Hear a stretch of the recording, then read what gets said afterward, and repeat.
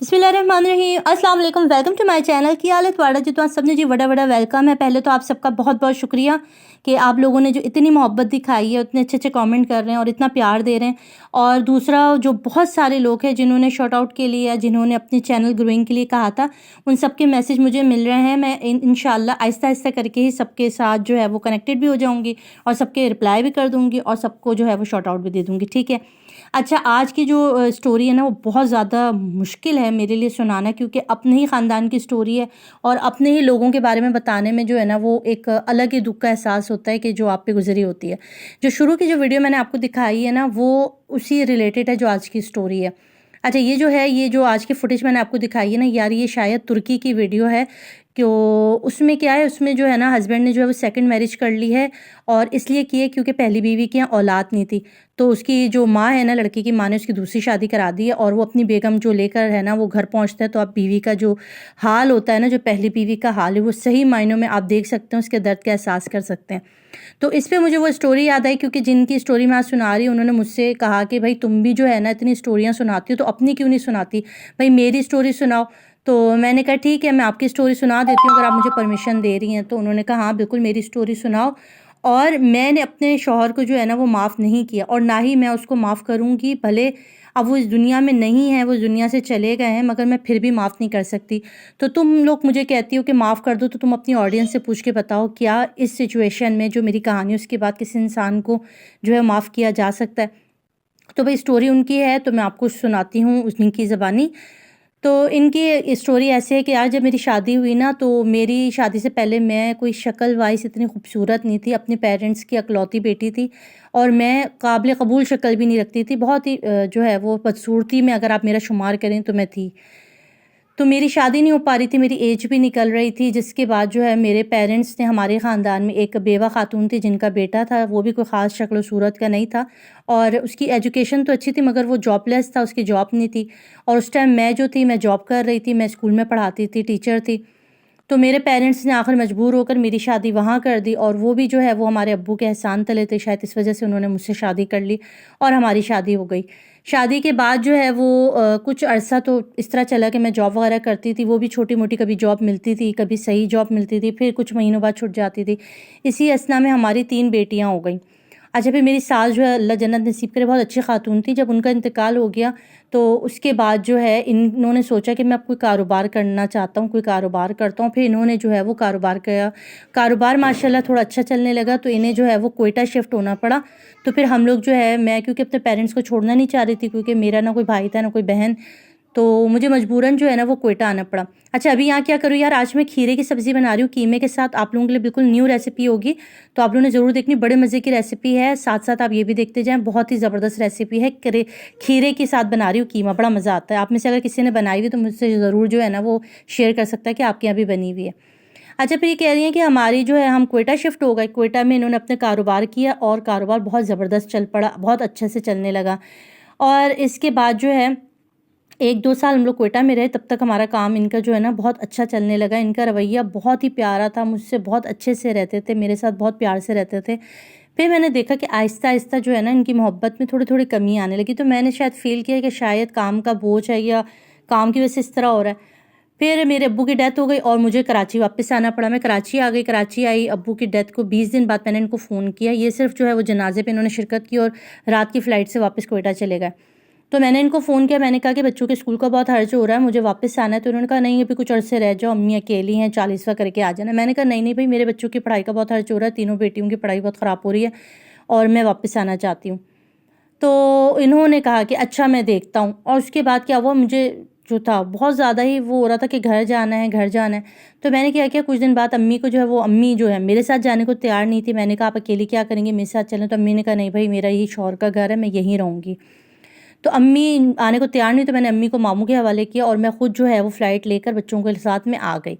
जब मैं आई और मैंने जब घर का दरवाज़ा खटखटाया, तो किसी खूबसूरत सी प्यारी सी लड़की ने हमारा दरवाज़ा खोला, जबकि मैंने उनको फ़ोन किया कि मैं घर आ गई हूँ, मैंने फ़्लाइट लेके मैं आज आ रही हूँ।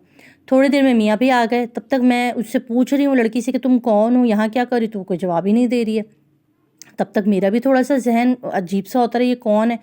फिर मेरे जब शौहर आए तब मुझे पता चला कि मेरे हस्बैंड ने जो है वो मेरे पीछे जो है वो सेकंड मैरिज की, और किसी बहुत ही कम अपनी उम्र से, बहुत ही छोटी उम्र की लड़की से की, और बहुत ही खूबसूरत लड़की से। ये सुनने के बाद जैसे ही उन्होंने ये कहा, मैंने तो भाई तमाशा लगा दी। जो इस लड़की ने किया है ना, इतना ही हाल शायद मैंने भी अपने शौहर का किया, उस लड़की का किया। और मैंने फ़ौरन ही जो है वो अपने शौहर से कहा, मुझे या तलाक दे दे, मैं अब आपके साथ नहीं रह सकती, इस तरह से तो मैं नहीं रह सकती। मैंने आपके साथ क्या नहीं किया, आपके इतने मुश्किल टाइम पे मैंने आपका साथ दिया, और आपने मेरे साथ इतनी बुरा हाल किया। और मैं फ़ौरन ही जो है वो मैंने दूसरी फ़्लाइट ली, और मैं वापस अपनी अम्मी के पास तीनों बच्चियाँ लेकर आ गई। हस्बैंड जो थे वो, उन्होंने काफ़ी कोशिश की मनाने की, बहुत मुझे फ़ोन करते रहे, मगर मैंने कहा मैंने डिवोर्स लेनी, मैं आपके साथ नहीं रहूँगी। यहाँ आई तो अम्मी ने समझाया, अब जो हो गया होना, तो जो है विज़िट करना है, लिंक डिस्क्रिप्शन में दे दूँगी, वहाँ से जाके आपने इनको सब्सक्राइब कर लेना है। तो यहाँ कीमा जो है वो भुन गया। अच्छा, अब आपने इसमें तेल, अब मैं इसमें डालूँगी, आप इस तरह से करके सारी चीज़ें डाल देते हैं, और अब आप चाहें तो इसके अंदर ऑयल डाल के इसको अच्छी तरह से बना लें, ठीक है।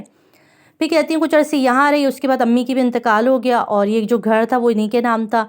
फिर इसके बाद ये वापस अपने हस्बैंड के पास चले गए। कुछ अर्से ये लोग दोनों बीवियाँ एक ही घर में रहे, वहाँ पर उनको जो है वो एक बेटा और एक बेटी हो चुका था।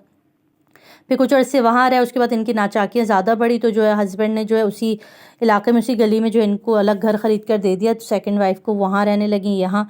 अच्छा, मियाँ का इनका ये सीन था कि जब ये ना कभी कभी इनकी जो सेकंड वाइफ थी वो क्या करती थी, वो बहुत ज़्यादा लाहौर जाकर अपने घर पे रहा करती थी अपनी बहन के पास। और यहाँ जब वो वहाँ चली जाती थी 6-6 7-7 महीने, तब ये इनके मियाँ बिल्कुल ठीक, बहुत अच्छे से प्यार करते हुए इनके पास रहते थे, और जब वो वापस आते तो फिर जो है वो पराया हो जाता था, वो वाला सीन। तो कहती हैं कि भाई मुझे इतना इन्होंने सताया, मेरे बच्चों के लिए, मेरे बच्चों की चीज़ों के लिए, हर चीज़ के लिए। मैं जॉब छोड़ चुकी थी, उसके बाद मैंने जॉब नहीं की। फिर अल्लाह पाक ने मुझे 3 बेटी को एक बेटा दिया, और उसके बाद एक और बेटा दिया, यानी कि मेरे 5 बच्चे हो गए।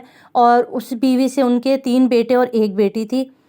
तो हमारी ज़िंदगी गुजरती रही। हमारी बच्चियाँ जो है ना, वो बाप का बड़ा मुँह देखती थी कि अब्बू नहीं आए, या अब्बू हर ईद पर या उस त्योहारों पर। मगर जो मेरे शौहर है ना, वो बहुत कम, जब भी उनकी बीवी लाहौर जाती थी, वो अपने तीनों बच्चे मेरे यहाँ छोड़ देती थी, और एक बच्चा साथ ले जाती थी, छोटा वाला।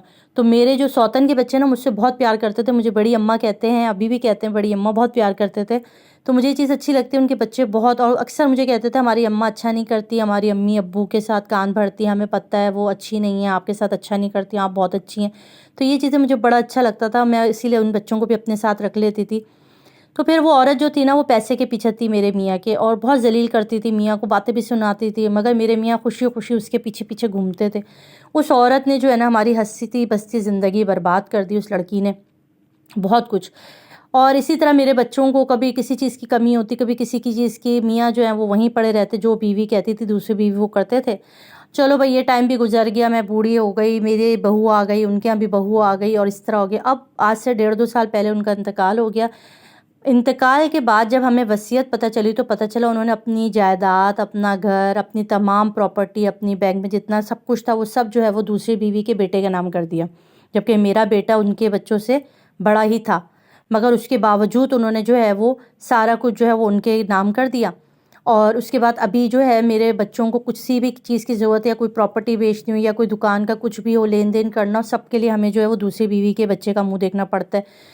तो वो कहती हैं कि मैं सारी ज़्यादती भूल गई, मैंने हर चीज़ भुला दिया, मैंने अपनी ज़िंदगी से जितनी भी मुश्किलें थी, मेरे साथ जो कुछ हुआ वो भुला दी, मगर जो मेरे बच्चों के साथ मरते-मरते उस आदमी ने ज़्यादती की ना, वो मैं कभी नहीं भूल सकती, उसको मैं कभी माफ़ नहीं करूँगी। तो आपसे भी ये सवाल है, क्या उनको हम कहते हैं कि भाई मर गए हैं, अब आप माफ़ कर दो? कहती नहीं, उन्होंने मेरे बच्चों का हक़ खा लिया, मैं माफ़ नहीं करूँगी। तो इस तरह भी होता है ज़िंदगी में, ये भी ऐसी भी स्टोरियाँ देखने को मिलती हैं यार, इस तरह भी होता है। और उनकी जो सब्र है, बर्दाश्त है, अब तो फिर वो कराची शिफ्ट हो गई थी उसके बाद मुस्तकिल। तो उनको देखा है हमने, उनका तड़पना देखा है, उनकी परेशानियाँ देखी हैं। वो अक्सर हमारी अम्मी के पास आके अपनी बातें शेयर किया करती थी, वो सब कुछ हमने देखा है, वो सारी जर्नी उनके हमारे सामने ही है। बस अल्लाह हिम्मत दे, उनको भी हिम्मत दे, और जो भी इस तरह की स्टोरीज़ होती हैं उन सबको हिम्मत दे। और खाना बहुत मज़े का बना भाई, ये चीज़ आपने ज़रूर मस्ट बनानी है। मैं क्या बता रही हूँ, ये खीरे की जो कीमे के साथ सब्ज़ी है ना, बहुत मज़े की। आप चाहें तो इसमें कीमा ना डालें, खाली खीरे के साथ भी बना सकते हैं। और ये मैंने सैलेड बनाया था, सेब डाला था, खीरा डाला था, और टमाटर डाल के मैंने मायोनीज़ डाल दिया था, और लाल चटनी के साथ मैं खा रही हूँ चावल के साथ। बहुत मज़ा दे रहा है। कराची में बारिश की पेशेंट गोई थी, मगर कोई बारिश नहीं आई। गुलाबों को हम ढूंढते रह गए, वो गुलाबों आई नहीं, और गुलाबों बिल्कुल नहीं आई।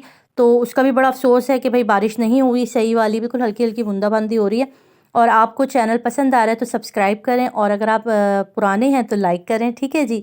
तो मुझे दें इजाज़त, अपना बहुत ख्याल रखिएगा, दुआओं में याद रखिएगा, और जितने भी लोग परेशान हैं उन सबको दुआओं में याद रखिएगा। अल्लाह पाक जो है ना सबकी परेशानियां सुनते हैं, सबको देर सवेर हो जाती है, सबको सिला देते हैं। आज हमारी वही आंटी जो है उनके बच्चे उनके इतने फर्माबरदार हैं, इतना प्यार करते हैं, तो हमें बहुत अच्छा लगता है। उनके बच्चे उनके साथ बहुत अच्छा, जो सौतन के बच्चे हैं वो भी उनसे बहुत प्यार करते हैं, तो ये अच्छा लगता है, वो खुश होती हैं। मगर वो अपने शौहर की जो है ना कहती मेरे दिल से नहीं निकल सकती वो चीज़ जो उन्होंने मेरे साथ, मेरी सब्र के साथ जो उन्होंने किया ना, वो मैं कभी नहीं भुला सकती। तो वो भी ये सारी स्टोरी देखती है ना, तो उन्होंने कहा अच्छा ये सूट जो है ना मुझे आज मासी ने दिखाया, मेरी जो तारा बाजी कहने की बाजी मुझे ऐसा सूट ला कर दो। मैंने कहा अच्छा भाई, ये मुझे मेरे पास जो है मेरी अम्मी ने यहाँ पर सीने दिया था तो उनका पड़ा हुआ था। अच्छा मुझे इजाज़त दें यार, बहुत लंबी हो गई वीडियो।